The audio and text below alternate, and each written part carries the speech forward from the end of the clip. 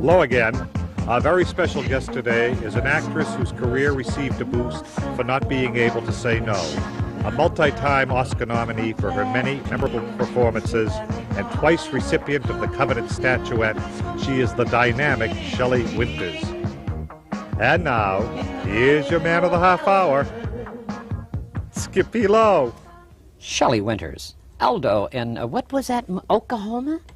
Yes, I played Ado Annie. Ado Annie. Yeah. Come on, tell me about that. I'm just a girl who can't Celeste say Holmes no. did that first. Yes, she did it first. I did it in its 5th year. Uh-huh. And I'm still a bit like that. Anytime anything puts something in front of me, I sign. Right now I've signed a contract that I'm going to lose. I've lost 12 pounds, and I'm going to lose another 48 pounds by July 4th. Really? Yes. You do look thinner. I know, that's why I've got a double chin. Your face begins to... but that's all right. But you look we great. can take care of that. You look great. Shelley, Thank you. St. Louis. Born? Missouri, born. You in Tennessee Williams, huh? Yes. Tom? Yeah, I don't know why he had such a southern accent and I didn't.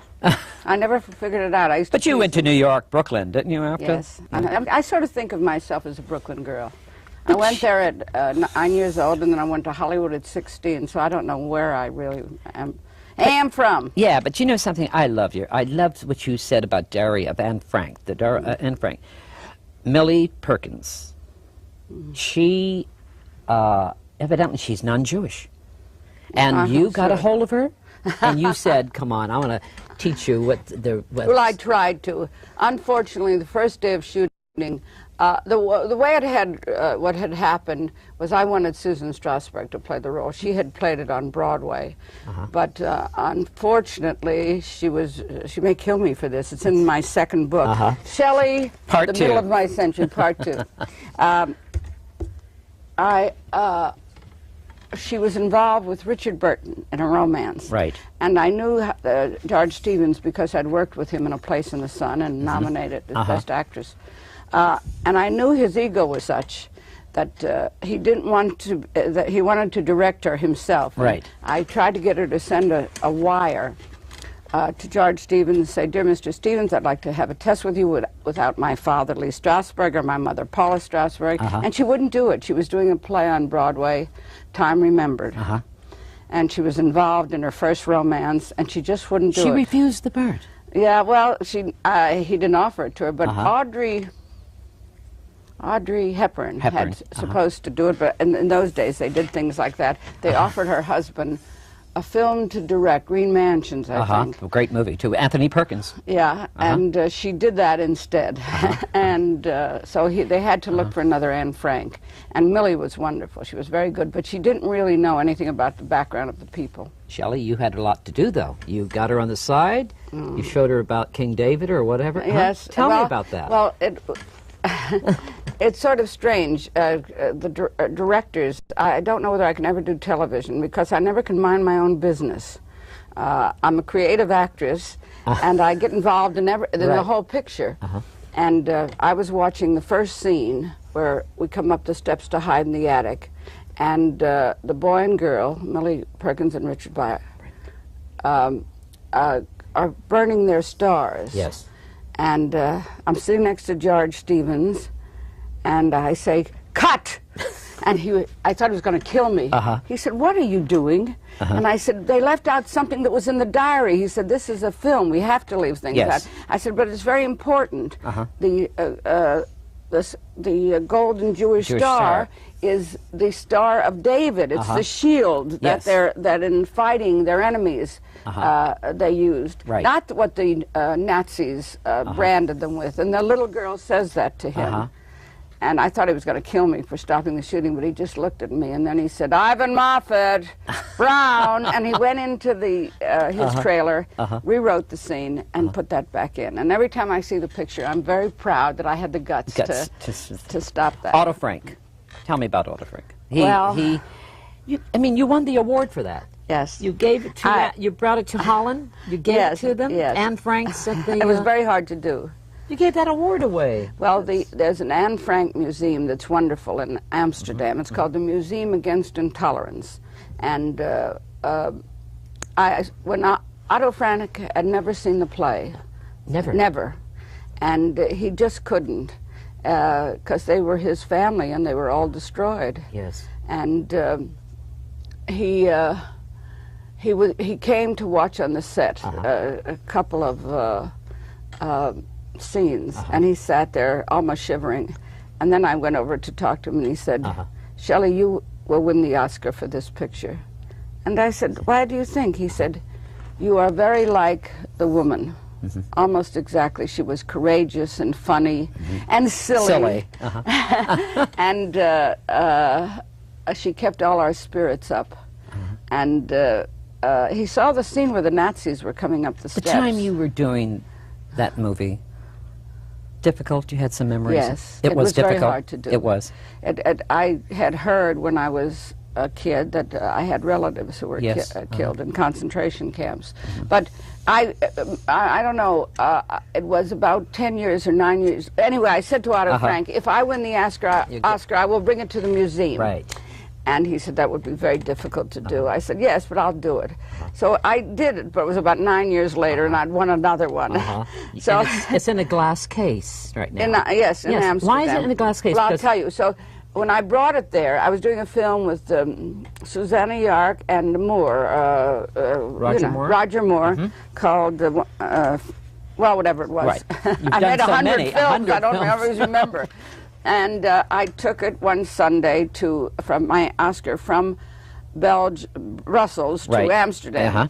And I went up to the museum, and I looked at the lady there, and I said, I had promised Otto Frank to give this to the museum. And she looked at it, she said, well, he won't be here for 5 minutes. I mean, can you wait? And I said, I didn't expect to meet him here. This was 9 years ago.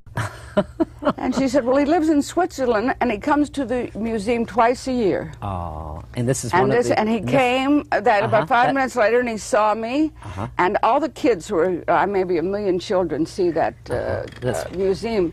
And he said,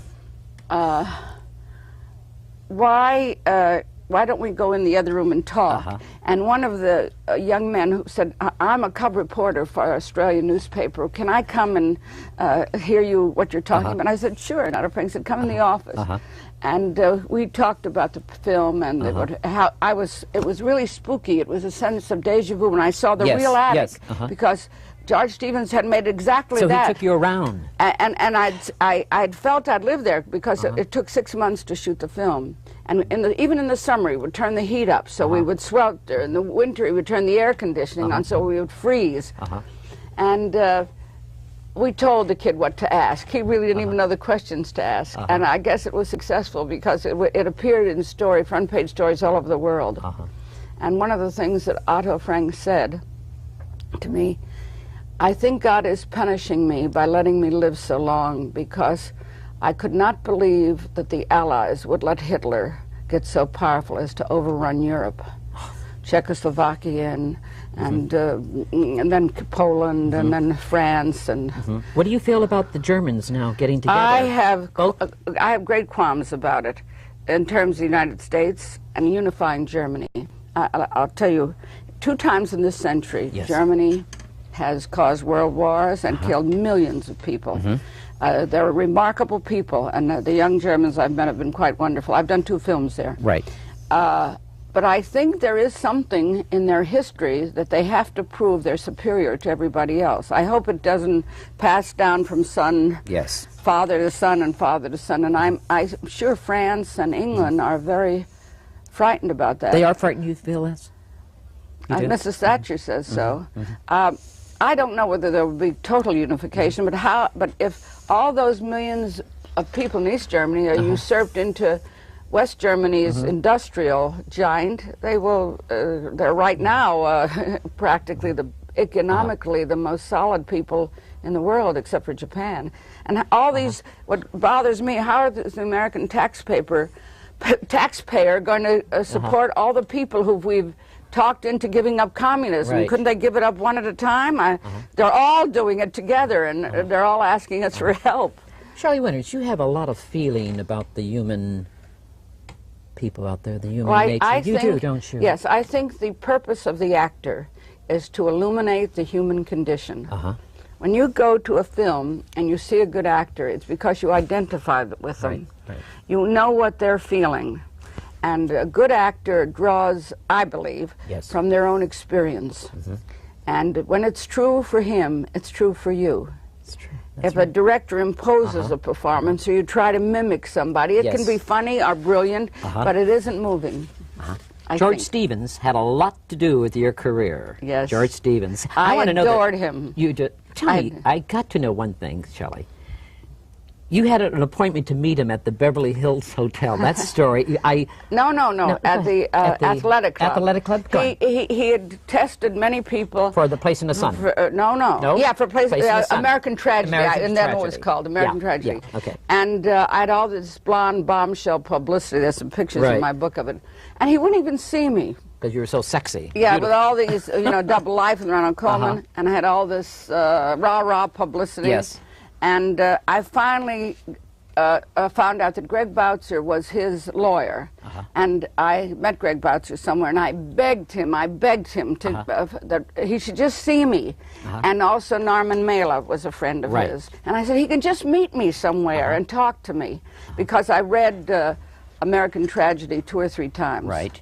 And I identified a great deal with the girl. I had worked in a factory when I was a kid. And finally he agreed to meet me at the athletic club on Hollywood Boulevard.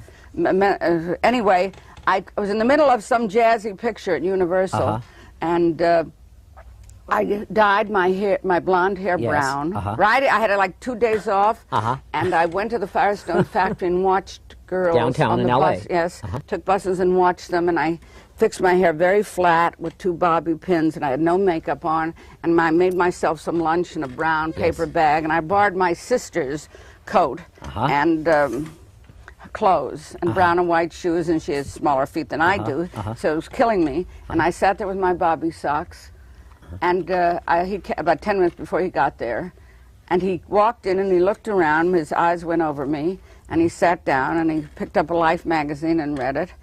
And he started looking at his watch, and he got very annoyed, but I didn't move, like my feet were, hammered to the floor. Right. And then he started to get up and go, and I was going to say, Mr. Stevens, and I was just like this, and his head went back, and he said, he walked up to me and said, if I test you, will you let me photograph you like this? And I said, Mr. Stevens, if I get that part, you can photograph me any way you want to. I love it. I love George Cukor when he made the remark about you would do anything, you would scrub floors. Well, it was funny about it. Shelley Winters. When I did a Double Life. Double Life with Ronald Coleman? He was a wonderful director, so I used to follow him around and listen to what he was saying. And one day about 6 o'clock, he turned around and said, I bet if I ask you to sweep up the stage, you'll do it. I said, yes, Mr. Cukor, I will. Shelley Winters, what is a true theater? When I say true theater, is there a true theater? Yes, I think there still is. In this electronic age where people are so conditioned to television and the movies, for the most part, the audience is from, 13 to 23. And the experience of sitting in an audience is so totally different from getting a cassette in your living room. You have to be part of an audience to feel the experience that the director and writer want you to feel. And you don't get it in your living room while you're going for a beer or a sandwich or the bathroom or something. It's different. Actor studio, God. Go ahead. Anyway, I teach actors, and I can only argue symposiums at the actor studio. But the only thing I can judge is from my own experience, and I've worked with Lee Strasberg for 30 years, and I work with Stanley Kubrick and Lolita and The Tenant, Roman Polanski and Robert Wise. I've been very lucky in my career to work with great directors. And I don't sit in my trailer. I sort of listen to what they're talking about and saying. And some of them let me come in the cutting room and tell me why they use that cut instead of that cut, why this is better. And what actors don't realize It's not just what they do. It's what goes on in the air between them. On the stage, you're very aware of that. Right. But the first thing an actor has to learn is to listen, because listening is very active. See, I've seen your show a lot, and you're a great listener. Oh, I'm not. Yes, you are. I'm listening to you. Okay. You are, Skippy. That's what makes you. your shows interesting. Because listening isn't just sort of hearing it, it's absorbing it. Yes. And you're not thinking of what you're going to say next. No, I'm listening You're to going you. Take it in. Right, right. And that's when I teach. That's the first thing, and then I make. I don't know. I'm giving a lesson here. You something. certainly are. And then and really looking. I make kids do the mirror exercise, which is you almost have to have an eye here. You've seen Harpo Marx do it. You know. Right. You anticipate. You could do it with me. Anticipate what I'm going to do, and do it at the same time. See if you can do it at the same time.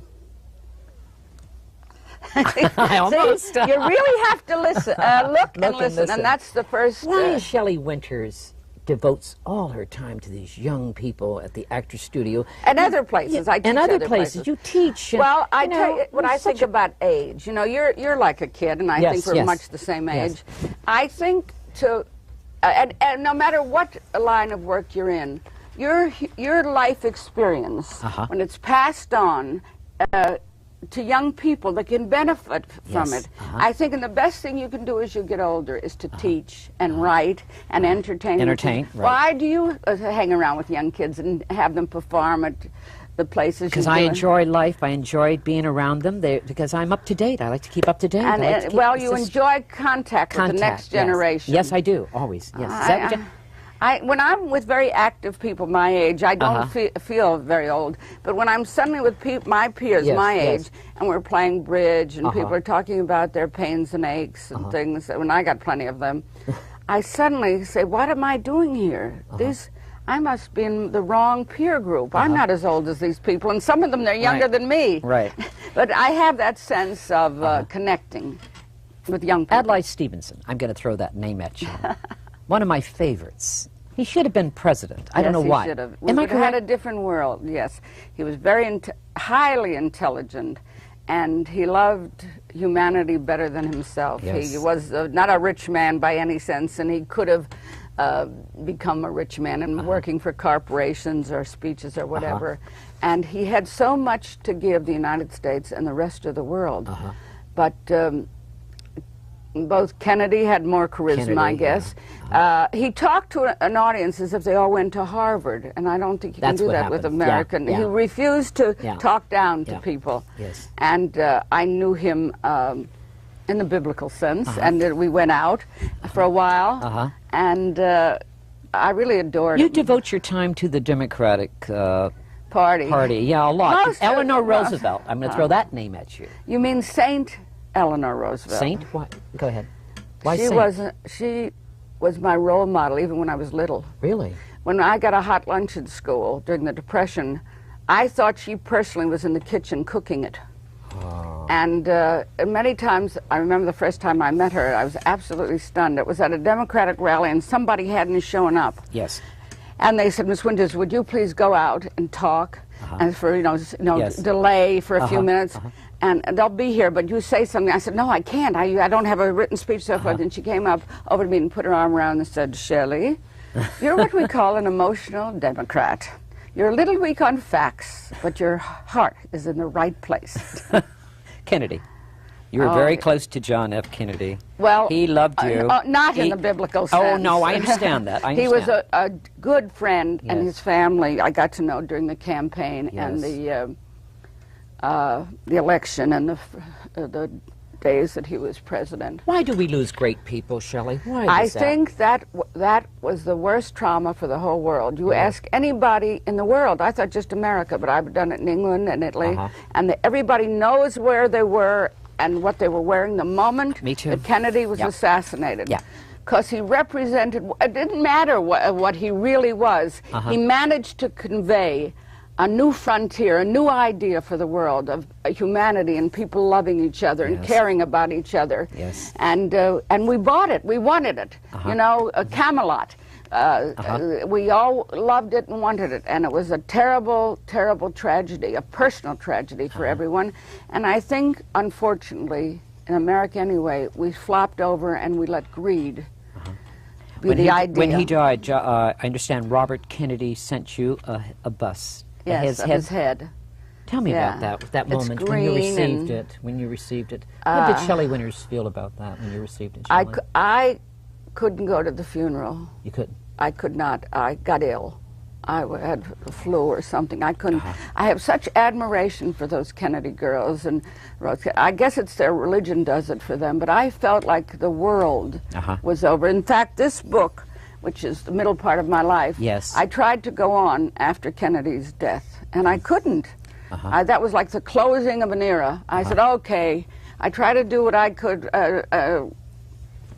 Now, from now on, I take care of number one. Yes. And I think everybody in the country kind of did that, and we stopped caring about other people. And you know, I remember the Depression vaguely, but I can't believe that we're allowing people to lie in the streets in the winter. And homelessness, and it's all part of it. It's, you know, from, you know, people. I never heard the word billion when I was a kid. Did you when you were in school? Never. Millionaire, maybe. Billionaire, billions. Never. No, it's and it's all wrong. It's vulgar, isn't it, Shelley? Well, it's inhuman. It's inhuman. Yeah, it is, isn't it? You know, I don't know how to fix it, but I think that should be the focus of our society. Directors. Some of the directors. Who do you really love? George Stevens? Yes, him first. I did 3 pictures. Who are from they? Yes. Real quick, just maybe one more. One more. How about one more? I did a little sort of Disney picture last year, and I had the first woman director, Linda Shane. And she's a young girl. I talked to her on the phone many times, and then when I walked on the set, it was called Purple People Eaters. She came up to me and I said, "Oh, hello, honey, you work in the wardrobe department?" And she said, "Miss Winters, I'm your director." And she was so sharp and so together. And I want to work with her again, and I think I probably will. We've got a project. Shelley, when you're teaching acting at the Actors Studio, or any place, can you see a certain quality there? It's gonna what makes a star, or does someone has it or doesn't have it? Can you see that? Well, you can't make the judgment too quick. Right, right. For instance, Jack Klugman did not really bloom as an actor until he was in his late 40s. He did View from the Bridge on some little theater on Santa Monica Boulevard. He'd played little bit parts. He was married to Brett Summers, and mostly he gambled. And suddenly he had a wonderful play to do, and he started to really let himself bloom. But it's very hard to tell, because many people spend their whole life loving the theater and acting and trying, and nothing happens. And it's like a bug. If you get that love of the theater, it never goes away. You know, films and all the love and concentration and studying that people do, they would become millionaires in any other branch of work that they give to theater. What are the 3 proudest moments of Shelley Winters' life right now?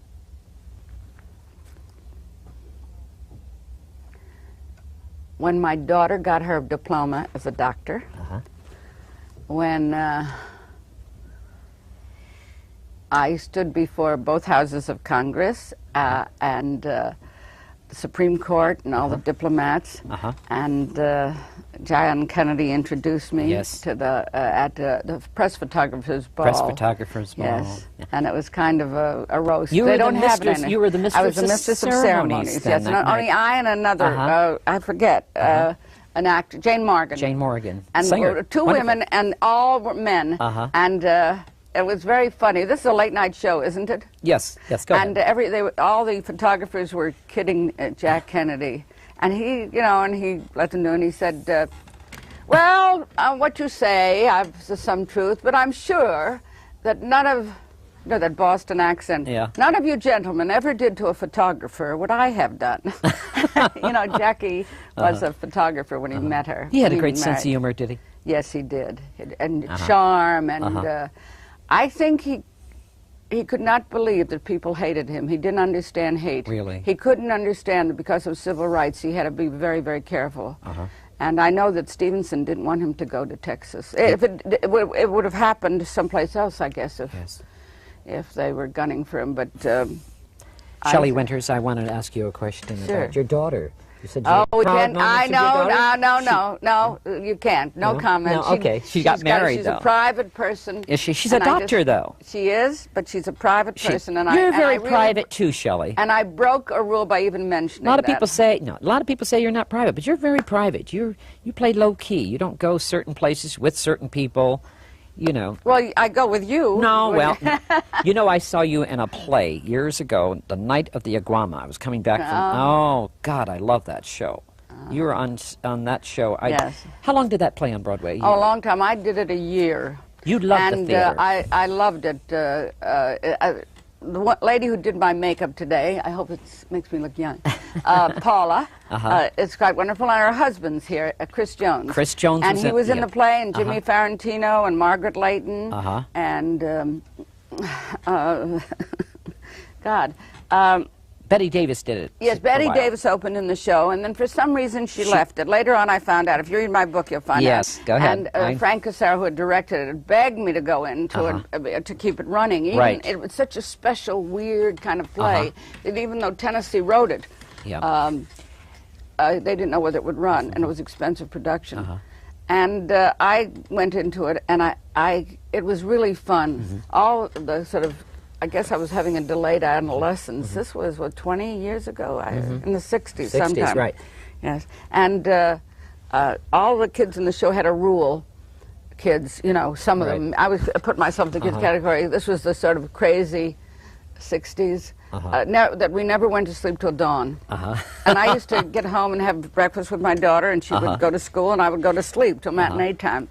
And it was sort of one of the freest time of my life, and we'd go to the Peppermint Lounge and twist. You used to dance and carry on, yes. Yeah, those days. I want to know about Lolita. That's Charlotte, wasn't it? Or was that Charlotte? Yes, Charlotte. I think that was one of the... Go ahead. I did a very stupid thing with that play.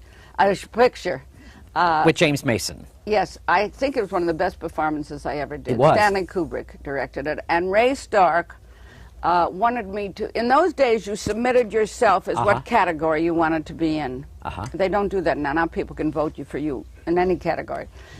And he said, I want to put you up in the supporting category. I'm sure you'll win it. I said, I've got 2 of those. You best actress or nothing. He said, it's going to be nothing, because there was a lot of fierce competition. So he was right, and I should have. Patcha Blue. Oh, that was Elizabeth Hartman. What is that? Why, that lovely girl.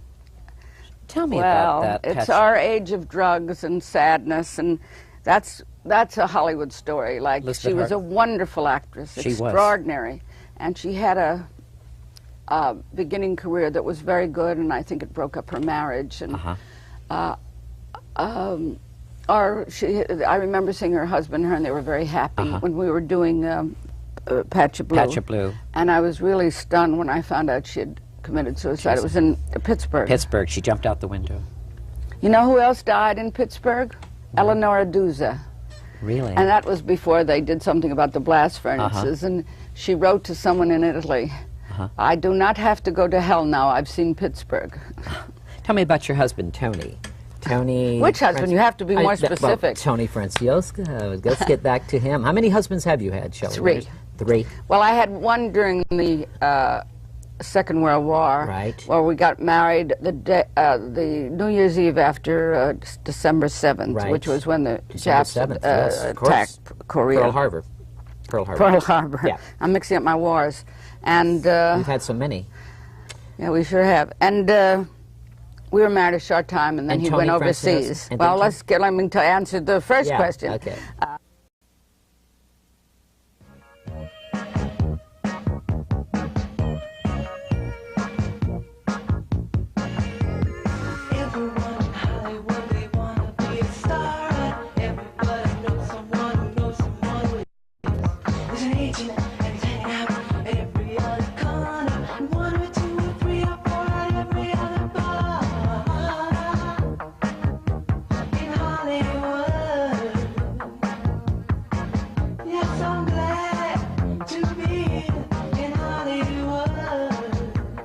Hello again. Our very special guest today is an actress whose career received a boost for not being able to say no. A multi-time Oscar nominee for her many memorable performances and twice recipient of the coveted statuette, she is the dynamic Shelley Winters. And now, here's your man of the half hour, Skip E Lowe. Shelley Winters. Aldo in, what was that, Oklahoma? Yes, I played Ado Annie. Ado Annie. Yeah. Come on, tell me about that. I'm just a girl who can't Celeste say Holmes no. did that first. Yes, she did it first. I did it in its 5th year. Uh-huh. And I'm still a bit like that. Anytime anything puts something in front of me, I sign. Right now I've signed a contract that I'm going to lose. I've lost 12 pounds, and I'm going to lose another 48 pounds by July 4th. Really? Yes. You do look thinner. I know, that's why I've got a double chin. Your face begins to... but that's all right. But you look we great. can take care of that. You look great. Shelley, Thank you. St. Louis. Born? Missouri, born. You and Tennessee Williams, huh? Yes. Tom? Yeah, I don't know why he had such a southern accent and I didn't. I never figured it out. I used But to you went to New York, Brooklyn, didn't you? After? Yes. I sort of think of myself as a Brooklyn girl. I went there at 9 years old, and then I went to Hollywood at 16, so I don't know where I really am from. Yeah, but you know something? I loved what you said about Daria Anne Frank, Anne Frank. Millie Perkins. She, evidently she's non-Jewish. And you got a hold of her, and you said, come on, I want to teach you what the... Well, I tried to. Unfortunately, the first day of shooting, the way it had, what had happened was I wanted Susan Strasberg to play the role. She had played it on Broadway, but unfortunately, she may kill me for this. It's in my second book, Shelley, Part the 2. Middle of My Century, Part 2. She was involved with Richard Burton in a romance. Right. And I knew George Stevens because I'd worked with him in A Place in the Sun and nominated as Best Actress. And I knew his ego was such that he didn't want to, that he wanted to direct her himself. Right. I tried to get her to send a wire to George Stevens and say, "Dear Mr. Stevens, I'd like to have a test with you without my father, Lee Strasberg, or my mother, Paula Strasberg." And she wouldn't do it. She was doing a play on Broadway, Time Remembered. And she was involved in her first romance, and she just wouldn't do it. She refused the part. Yeah, well, he didn't offer it to her, but Audrey Hepburn had supposed to do it, but in those days they did things like that. They offered her husband a film to direct, Green Mansions, I think. A great movie, too. Anthony Perkins. Yeah, and she did that instead. And so they had to look for another Anne Frank. And Millie was wonderful. She was very good, but she didn't really know anything about the background of the people. Shelley, you had a lot to do, though. You got her on the side. You showed her about King David or whatever. Yes. Tell me about that. Well, it's sort of strange. The directors, I don't know whether I can ever do television because I never can mind my own business. I'm a creative actress, and I get involved in the whole picture. And I was watching the first scene where we come up the steps to hide in the attic, and the boy and girl, Millie Perkins and Richard Byer, are burning their stars. Yes. And I'm sitting next to George Stevens, and I say, "Cut!" And I thought he was going to kill me. He said, "What are you doing?" And I said, "They left out something that was in the diary." He said, "This is a film. We have to leave things out." I said, "But it's very important. The golden Jewish star is the Star of David. It's the shield that in fighting their enemies they used. Not what the Nazis branded them with." And the little girl says that to him. And I thought he was going to kill me for stopping the shooting, but he just looked at me, and then he said, "Ivan Moffat, Brown," and he went into his trailer, rewrote the scene, and put that back in. And every time I see the picture, I'm very proud that I had the guts to stop that. Otto Frank. Tell me about Otto Frank. You won the award for that. Yes. You gave it to, you brought it to Holland? You gave it to them? Yes. Anne Frank said It was very hard to do. You gave that award away. Well, there's an Anne Frank museum that's wonderful in Amsterdam. It's called the Museum Against Intolerance. And when Otto Frank had never seen the play, Never. Never. And he just couldn't, because they were his family and they were all destroyed. Yes. And he came to watch on the set a couple of scenes, and he sat there almost shivering. And then I went over to talk to him, and he said, Shelley, you will win the Oscar for this picture. And I said, why do you think? He said, you are very like the woman. Almost exactly. She was courageous and funny and silly. And she kept all our spirits up. And he saw the scene where the Nazis were coming up the steps. The time you were doing that movie, difficult? You had some memories? Yes. It was difficult. Very hard to do. It was. I had heard when I was a kid that I had relatives who were killed in concentration camps. But I don't know, it was about 10 years or 9 years. Anyway, I said to Otto Frank, if I win the Oscar, I will bring it to the museum. Right. And he said that would be very difficult to do. I said, yes, but I'll do it. So I did it, but it was about 9 years later, and I'd won another one. So it's in a glass case right now. Yes, in Amsterdam. Why is it in a glass case? Well, I'll tell you. So when I brought it there, I was doing a film with Susanna Yark and Moore, Roger Moore, called, well, whatever it was. Right. I made 100 films. I don't always remember. And I took it one Sunday from my Oscar from Brussels to Amsterdam. And I went up to the museum, and I looked at the lady there, and I said, I had promised Otto Frank to give this to the museum. And she looked at it, she said, well, he won't be here for 5 minutes. I mean, can you wait? And I said, I didn't expect to meet him here. This was 9 years ago. And she said, well, he lives in Switzerland, and he comes to the museum twice a year. Oh, and this is one of the... And he came about 5 minutes later, and he saw me, and all the kids who were, maybe 1 million children, see that museum. And he said,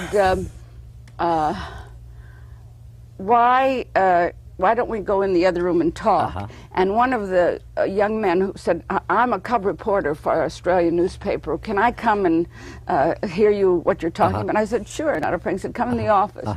And we talked about the film and how it was really spooky. It was a sense of deja vu when I saw the real attic. Because George Stevens had made exactly that. So he took you around. And I'd felt I'd lived there because it took 6 months to shoot the film. And even in the summer, he would turn the heat up, so we would swelter. In the winter, he would turn the air conditioning on, so we would freeze. And we told the kid what to ask. He really didn't even know the questions to ask. And I guess it was successful because it appeared in front-page stories all over the world. And one of the things that Otto Frank said to me, I think God is punishing me by letting me live so long because I could not believe that the Allies would let Hitler get so powerful as to overrun Europe. Czechoslovakia and then Poland and then France and. What do you feel about the Germans now getting together? I have great qualms about it in terms of the United States and unifying Germany. I'll tell you, 2 times in this century, Germany has caused world wars and killed millions of people. They're remarkable people, and the young Germans I've met have been quite wonderful. I've done 2 films there. Right. But I think there is something in their history that they have to prove they're superior to everybody else. I hope it doesn't pass down from father to son and father to son. And I'm sure France and England are very frightened about that. They are frightened, you feel this? Mrs. Thatcher says so. I don't know whether there will be total unification, but if all those millions of people in East Germany are usurped into West Germany's industrial giant, they're right now practically economically the most solid people in the world, except for Japan. And all these, what bothers me, how is the American taxpayer going to support all the people who we've talked into giving up communism? Right. Couldn't they give it up one at a time?